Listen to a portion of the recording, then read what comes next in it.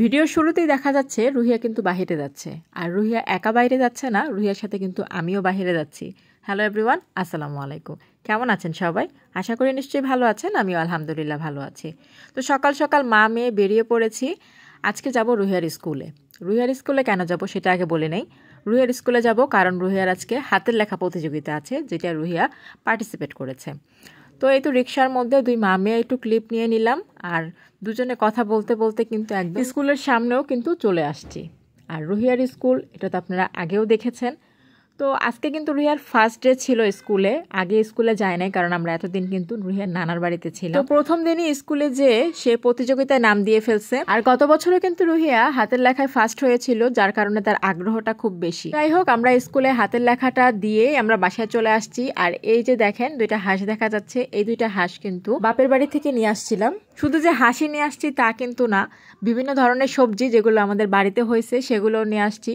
সাথে হচ্ছে পুকুর থেকে উঠানো হয়েছিল পাঙ্গাস মাছ, সেগুলোও কিন্তু আমি নিয়ে আসছিলাম।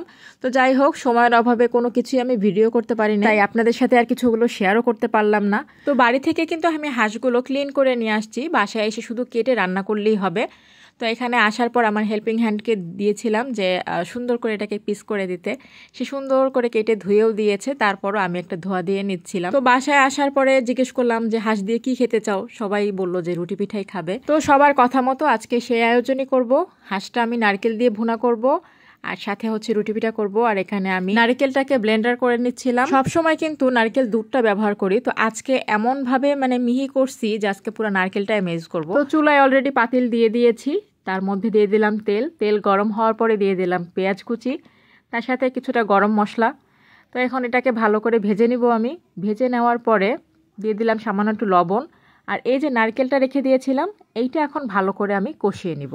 অনেকে কিন্তু মশলা কষানোর পরে নারকেল দিয়ে কষায়, কিন্তু আগে যদি নারকেলটা এভাবে কষিয়ে নেন, একটু ভাজা ভাজা করে নেন, তাহলে কিন্তু স্মেলটা অনেক দারুণ আসে। বেশ অনেক সময় ধরে আমি নারকেলটাকে ভাজা ভাজা করে নিয়েছি, আর এখন এর মধ্যে এক এক করে বাটা মশলাগুলো ইউজ করব।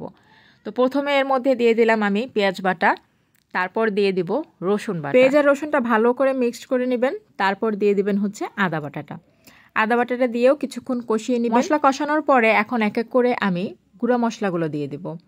যে হলুদের গুঁড়া দেওয়া হচ্ছে, হলুদের গুঁড়া দেওয়ার পর আমি একটু মিক্সড করে নিচ্ছি, কারণ যদি দেওয়ার দরকার হয় আরও, তাহলে বোঝা যাবে। মাঝখান থেকে আমি জিরা বাটাটা দেই নাই, তো এখন দিয়ে দিচ্ছি সেই জিরা বাটাটা। মশলাগুলোকে একদম ভালো করে কষিয়ে নিয়ে তার মধ্যে আমি হাঁসের মাংসটা দিয়ে দিলাম। আর এই মশলাটা কিন্তু এখন ছিটে বেশি, হাতে এসে পড়তেছে, বাহিরে ছিটতেছে। কারণ কি জানেন? শুধুমাত্র যে নারকেল। তো হাঁসটা দিয়ে এখন ভালো করে এটাকে মিক্সড করে নিতে হবে। আর আমি কিন্তু এখনও মরিচের গুঁড়োটা দিই, কালার দেখে বোঝা যাচ্ছে এখন কিন্তু আমি মরিচের গুঁড়োটা দিয়েছি, আর যেটা ভিডিওটা স্কিপ হয়ে গিয়েছে।